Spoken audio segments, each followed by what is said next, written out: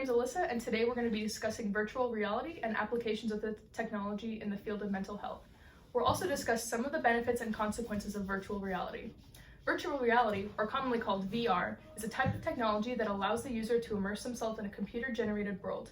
VR works by projecting the computer-generated world into the user's headset, just like this. Inside the headset are two curved screens, one for each eye, where the display is split between both eyes to create the three-dimensional effect that helps to visually immerse the user. VR is a powerful immersion tool, and the only limits of this technology are your imagination.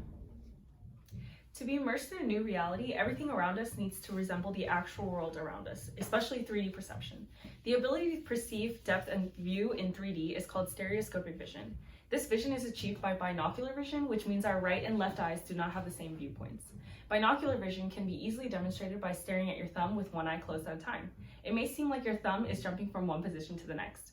The images in VR are able to give a sense of depth perception, and when we become immersed in those photos, it creates the illusion of actually being in the photo itself. VR also mimics our ears through the use of earphones and monitoring our head movement. We are able to be surrounded by the sounds in the VR, and it specifically mimics the vestibular system that is in charge of our balance and position. To create a fully immersive digital world, we have to also believe that we are moving in the same way that we would in the real world. By detecting the direction of head and body movement, the VR is able to change the perception in the game. And when the movements of the head or body movements do not add up, it can cause nausea, dizziness, and cyber sickness.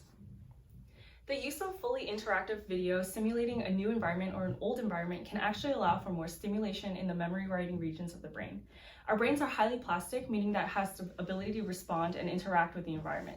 The hippocampus, a memory writing and spatial perception region of our brain, is extensively stimulated when a VR is used to explore new environments.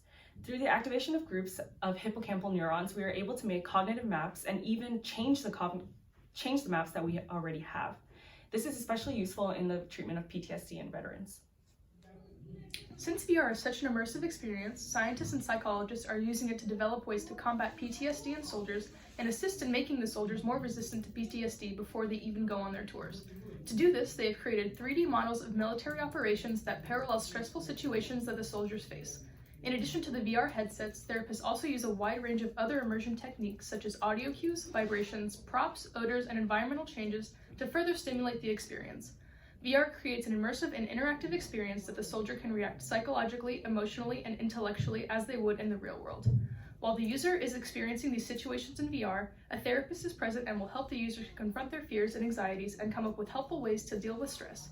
By having a safe environment to confront their fears, the soldiers will be able to heal. Some benefits of virtual exposure technology include helping soldiers build stress resilience prior to combat experience and lessening negative mental health instances in the military, as exposure to virtual combat situations can happen alongside guided therapy sessions that help soldiers process their future surroundings. This helps build a more resilient and prepared military. This VR technology also helps proactively treat PTSD in soldiers through exposing them to trauma in a controlled environment. Approximately 20% of soldiers suffer from PTSD, which can be drastically reduced by proactive treatment. High-exposure military units could benefit from this technology by using it to more effectively prepare soldiers for wartime environments. Additionally, military psychologists continually see soldiers with some of the worst cases of PTSD and other mental health difficulties, but implementing this technology could help them more effectively treat patients' needs. All in all, VR exposure technology can have positive implications on mental health prevalence and performance ability within the military. While there are many who believe that the immersive reality system for military purpose may actually have benefits, there are still those who warn against potential consequences of practicing this method at this time. Some experts in the field emphasize that virtual reality is still a relatively new system, which means that there's still a lack of literature. Another theme found in the field is that these studies often have small sample sizes, which means that while this data might be significant, it might need to be taken with a grain of salt. Given more time and additional research, we'll have a better idea of the effectiveness of this system.